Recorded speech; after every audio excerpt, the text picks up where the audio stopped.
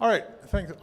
Our final talk of Voting Village 2025 is on a topic very, very near and dear to my heart, which is the relationship between physical security and cybersecurity in elections. Drew Springall has already spoken. He needs no introduction, but I am going to reintroduce him to you. Drew is a professor at Auburn and a longtime participant and friend of the Voting Village, who has the rare superpower to look at election equipment and it just gives up without even a fight when he sees it. He is that intimidating.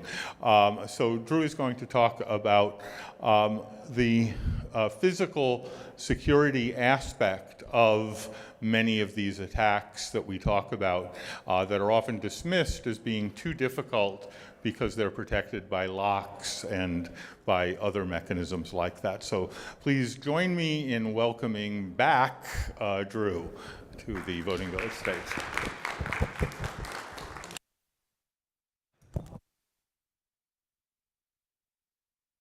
All right, is that better? Okay, so a couple of things just to preference this whole talk. I'm obviously going to be standing up here talking to y'all. This was a collaborative effort with, Trip Isbell and Jenny Ginge and Jared Hardy. So they did a whole ton of work. It was not just me. Number two, the vast majority of this work was done in 2023. So everything's referencing 2022. We'll get at the very end to why it's not up to date. A little bit of a problem. And the last one is there's a lot of pictures, there's a lot of picking examples of where we want to, depending on how you want to look at it, make fun of someone or point out a mistake. I tried to spread it out across a bunch of states, bunch of vendors, bunch of everybody. If I pick on your state, your favorite vendor, whoever it is, a little too much, that's just because you had good pictures. I'm sorry. But, all right, anyways.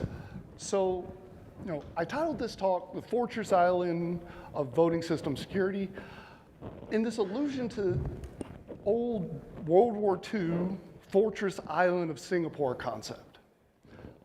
This is a fortress that was effectively thought to be impregnable by any force. They had, these massive 15-inch coastal battery guns.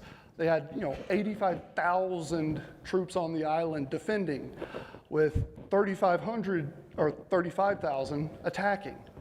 And if you know anything about tactics, that is a massive disadvantage for the attacker, in this case, the Japanese. And so at the very, very start of World War II, February 1942, the Japanese decided to attack the Philippine Islands and a whole bunch of locations, including Singapore. And they gave up in a week, surrendered, essentially with not all, but most of their forces intact, because they had made some very, very serious mistakes planning for how they were going to defend that island. They had taken all of their defenses, all their focus towards seaborne attacks. So guess what the Japanese decided to do? Go across a half-mile, quote-unquote, moat on the north side where there were no defenses. And this is a kind of the same idea of everyone, including Churchill and all the upper levels, thought this was a great impenetrable fortress that could never be overtaken. It just crumbled once it encountered somebody thinking differently, approaching differently, trying to treat the situation outside of that context that was designed for. And unfortunately, a lot of these same concepts, same characteristics show up when it comes to voting machines. The physical security of voting machines is talked about all over the place. You look at all three of the major vendors, they're touting, we're using keyed locks, we're using tamper-evident, we're using everything to physically secure the actual voting system itself.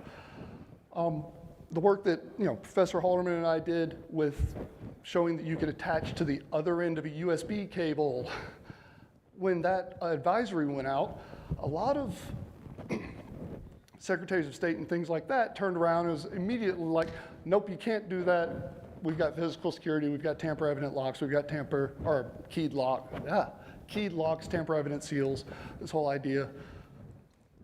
And even EAC themselves comes out and says essentially, actually, common best practices include using tamper-evident seals and locks and everything. And this idea of, oh, well, that's our fallback. Well, yeah, if someone can get to a USB port, you can do maliciousness, but no one can get to the USB port. And so we decided to kind of go take a look at that. Look more closely at, all right, well, you say the defenses are that good, let's see how good the defenses are. And before we actually get into looking at specific examples, it's important to break it down when we're talking about physical security into these three different types. You've got protective security, something that is trying to prevent an action, an attack, or an attack. This is functionally a lock. You can't bypass it to get to that USB port, that button, that pile of gold. You've got detective security. It's not trying to prevent someone, it's just trying to raise the cost of it. It's trying to alert the election official if someone did bypass it. These are tamper-evident seals, tamper-evident tape, things of that nature. And then there's procedural security. This is, don't loan the voting machines to pick your least favorite group. This is, store them in your county elections office, not in Bubba's trailer down at his house. So we're going to talk about the first two of these, and for our purposes, just ignore procedural because, like everything, there's a million caveats. Everyone does it differently. There's different rules everywhere. It's an important part, but too complex to try and get into. So with the protective security side, protective in terms of trying to prevent access, these are what we can go downstairs, Lockpick Village, and learn about. It's, pin and tumbler locks, it's wafer locks, dimple locks, all these different types. And we all know inherently in this room, in this conference, lockpicking is a thing. But it's, if you've ever tried it, if you've ever spent any time, really getting into it, it's a skill. It takes a whole lot of practice, whole lot of natural practice or natural talent. It takes a whole lot of, work and resources invested into it to get really, really good at it. Everyone, lockpicking lawyer, he is a wizard when it comes to that stuff. He's invested so much time into it that that's why he's so good at it. So that is something that is always a risk to protective security. As long as there's someone who's willing to invest the time, the energy, the effort into figuring out how to bypass it and getting good at it. Yeah, but there's only a handful of lockpicking lawyers in the world. There's only a handful of wizards. We wanted to know more about what happens if you have someone that maybe is not super talented, maybe is not super skilled. More of these average attacker scenarios. Someone that can walk, functionally, walk up to a lock with a key and have pretty high confidence that they can open that lock. Did some work ahead of time, invested their time in what would be called reconnaissance as opposed to the actual lock-picking skill. And so we went on this incredibly wide, incredibly long-term search for keys, specifically pictures of keys, depictions of keys, descriptions of keys, anywhere in the US related to a voting system. And we went through thousands and thousands of PDFs, training manuals, documentation. We went thousands of YouTube videos, thousands and thousands of AP images, Getty images, going through looking for, well, let's see how many times we can find pictures of keys, just as a baseline. And now, some locations made it pretty easy for us in terms of they're trying to instruct, trying to inform, trying to educate their poll workers. Hey, this is the key that opens that, this is the key that opens this. You know? But this was not let me try this. If I take that off, will it stop? But this was, this is not an uncommon thing. In 2023, COVID had just happened. A lot of places had gone online, tried to post or had posted their training resources.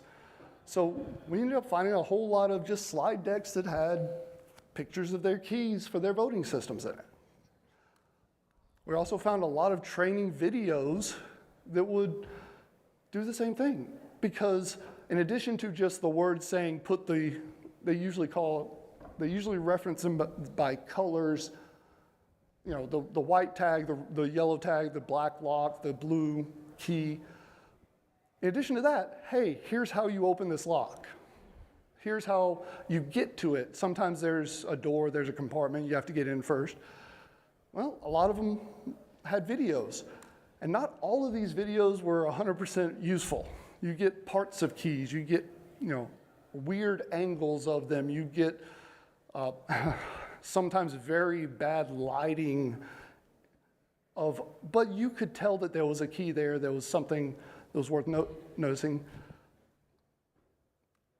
Sometimes you would find a single frame in the middle of a section that everything's blurry, everything's blurry, everything's blurry. Here's one frame that it's all clear, everything's blurry, everything's blurry.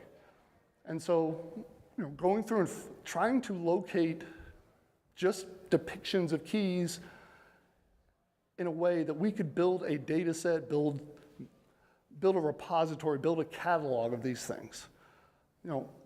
Whereas some of them you had to find that one frame. Some of them they would literally take the key and hold it out in front of you and tell you what it is, which is very useful when you're going through thousands of hours of these things. So, found a whole bunch of depictions that way, but we also started to expand our search. Okay, what else outside of poll worker training materials can we find? Well, sometimes we would find the entire system set laid out very clearly for a picture, like what they used to do for EAC certification. In the documents that they post online, a lot of the Vistals took pictures of all the keys that they were given and posted them, or sent them to EAC, which got posted. So, we kind of call these second party, Vistals and EAC and things like that. We'll reference that a couple of times in the future. First party being the actual vendors themselves or the states themselves, buying and selling the actual voting systems. But as we started expanding the search, we started thinking of new places to look, new locations, and even some of the vendors had their own keys posted up on their website for sale. Obviously, we didn't try and buy them from the vendor. It's a great way to get on, whatever list here or there. But this idea of, it gives you a lot of information about that key itself. And so once we had collected this massive repository, massive catalog of just images from anywhere from 4K quality images down to a JPEG that's been run through meme gen 15 times, horrible quality. But we want to start looking closer at the individual keys. So we started looking at how do we recover the actual data from it. When it comes to recovering via key code, a lot of keys just have the quote unquote key code stamped on it. That's how you identify that key. You can go to a locksmith and say, I need a J236, and they go, okay, give me 5 minutes. This was very, very useful. We didn't have to really do a whole lot of work most of the time. But the other one is you can recover via the key cuts themselves, the shape of the actual key. And, I reference this to, back in the Boy Scouts, we used to learn how to measure the height of a tree by having someone stand next to it and measure referencing points. Well, these keyways themselves are known reference points. They're a specific size for that keyway to be able to fit in the lock. Well, if you know one size, and it's in the right plane or right angle, right thing, a bunch of things, well, now you can reference other pieces of data. You can measure other things in that plane, such as the key cuts. And so we started going through our repository and doing this for lots and lots and lots and lots and lots of them, trying to figure out how many we could recover, what they were, things like that. Yeah.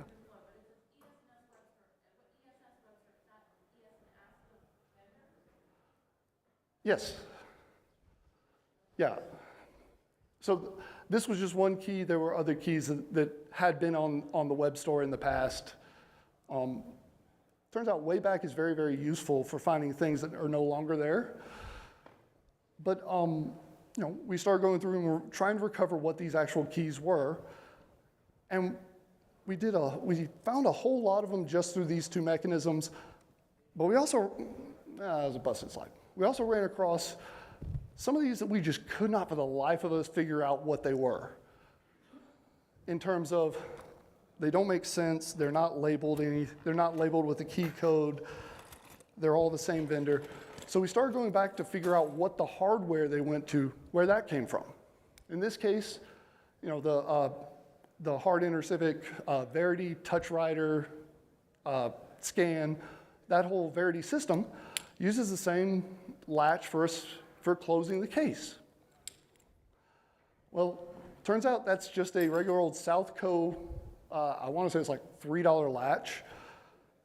And so we went and bought one that came with the keys themselves. So, come to find out that was a key code called S010. It's basically only made by Southco. You can only buy it through Southco. But that means it's a standard of some kind of commonality. And so we went through and started building this whole list of key codes. And then if anyone was in the talk earlier today, I'm a wonderful little consumer. So I went out and started buying all of these key codes that I could find. Just, oh, we have a picture of this key. Let me go try and figure out how to buy it on eBay, or there's a couple of online locksmiths that are very, very useful at that. And so anything that you see in the pictures from here point out that's a green background, that's our keys that we bought, that we have, that we're going to use for comparisons, because being able to recover the key code off of the cuts or off of the code printed on it is very, very useful. But it leaves out this huge swath of like, okay, it's just low enough resolution, the picture's just bad enough that we can't go in and measure it. So we came up with this idea of going back through and trying to match keys. The one on the left, take it, rotate it, look at it, and you've got a kind of blurry image, but you can see a definite contour to how those cuts are laid out. You can see an orientation. Well, if you have that physical key in your hand, you can sit there and look at it and see if it matches. I couldn't find a good way to visualize it, but a really good use for this was keys that are at weird angles, especially away from the camera. You can take that key, put it at that same angle, and see if it matches. And so we started trying to match them that way by the key cuts. But this also applied to the key codes, because sometimes you would see a couple of characters or an outline of a character that you could then, if you had a set that you thought it was, you could try and match it. Sometimes you can recover the key code, or match the key code in this case, not from the key, but from the lock itself. They will print the key code for it right on the side of the lock in cases of, I honestly don't know why they do that, but they do. So we were building this whole big repository of, things that we could recover from, things that we could match from, trying to tie them to the location, trying to tie them to systems, with this idea of building a data set that then we could step back and look at. And so when we got to the end of it, we ended up recovering from, I thought I put it on the slide, I want to say it's like 38 or something states. Now, some states use the same system all over. Some states use the different systems in different counties. Some states, that's not a great way to describe where the keys come from, but it's a useful baseline. Texas is one that uses a mixture of different systems. We recovered a bunch of different keys from Texas for different systems, but it still only counts as one. It still only counts as Texas. Georgia, I think it was, we only recovered a handful of keys, but they use the same system across the whole state. So we ended up coming up with this massive repository of different keys, different mappings between location and systems. And we could sit there and look at them and very, very confidently like, yes, this is that key. This is what is being shown in that image, in that video, in that file itself. And once we had this massive data set, we could step back and look at how these things are actually laid out. Because turns out there was only a handful of actual keys for pretty much all of the voting system vendors. About that many, plus one. Because we were finding the same key codes attached to pick your system in a whole bunch of different places, a whole bunch of different states. We were finding, the same key code matching to multiple systems. When it comes to ES&S, J236 is the blade key that they use for the DS200, the ballot boxes, the rear door, and a couple other places. The 301 tubular key is used on the express vote for all three of their tubular locks, plus the DS200 by default. Hart Intercivic uses essentially all South Code keys. We talked about the S010 suitcase latch, but they also use RS0001, which is a South Code specific key mechanism that turns out you can just buy online. But they also use CH751 for the ballot boxes on the Verity scan and the other one I can't think of the name of. Has anyone ever heard of CH751 before?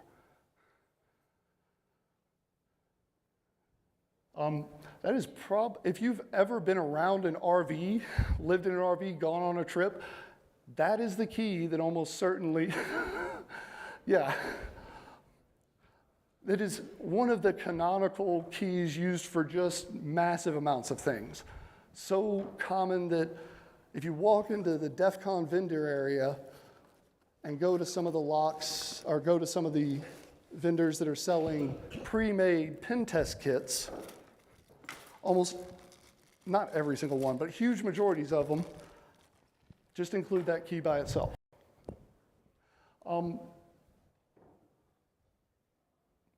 Dominion. Now, Dominion's a little bit different because without getting into it, there's not a whole lot of locks. Mostly on the ICP, ICE. There are, with one exception that we'll get to if we have time, no locks on the ICX itself. So the F229 for the ICP, ICE ballot box, and then there's a 542 dimple key that appears to be used for the VVPAT printer itself. Not the actual system, but the printer itself. And surprisingly, that was one of the hardest ones to find, simply because it was a dimple lock. Ended up finding it on eBay for like $7 out of Italy. Took about a month to get here for some reason, but it's that's the upper level of how hard it is to get some of these keys. So, this idea of having a protective device prevents someone from being able to access a USB port, being able to, interface, being able to change hit a switch or something. A lot of times doesn't hold up if they're willing to do some Google and go to like the 10th, 15th page of Google results. Because you can go through and find these keys for a specific state, for a specific county, from that state, from that county's poll worker materials. Now, when we say default key, we don't mean universal. They're not 100% every place has the same key. There are exceptions. The easiest to talk about is New York. Canonically, J236, 301, and I believe it's 658 are used for the actual keys themselves, but they're not. In New York, if you go read their contracts, there's actually a line item that says keyed differently for $12, $14 or something. So they don't use those keys, they use a different set. If I remember right, it's 003. So even though those keys are totally different from the rest of the US that I can remember, never saw them in any other state, you can still recover them from just the New York materials. But that doesn't solve a whole lot of the actual detective side, because flaps and seals, tamper-evident devices, are something that we've understood for a very, very, very long time. And I am way over time, so I'm going to kind of speed run this. But turns out that's a whole lot harder to do than keys. Mainly because if you have a key and a picture of a poll worker manual, you can be relatively confident that's going to be the key tomorrow, the next day, the next day, the next day. If you have a tamper-evident seal on a place that needs to get opened and closed every day, well, now that seal's going to change over and over again. So we went through and started trying to catalog. And anyone that's been around election security, people forget to put seals on stuff. That's just a commonality. But it's more of a shotgunned here, there, anywhere else. We also saw, what is well known since 15, 20 years ago, these practices of, people that will cut the tails off of their actual pull-tight seals. Now, the pull-tight seals themselves are probably the most common ones that we ever saw, but they're literally the ones that, I just put it in backwards. They're literally the ones that you can go down to the tamper-evident village and it's baby's first defeat. Yeah, there's a couple of different kinds, but they all work the same. The problem that people miss with the cutting the tail off is they cut it off so they don't have this big thing hanging out in the middle of everywhere, right? That makes sense. You don't want people to run into it. Well, if the tail's cut off,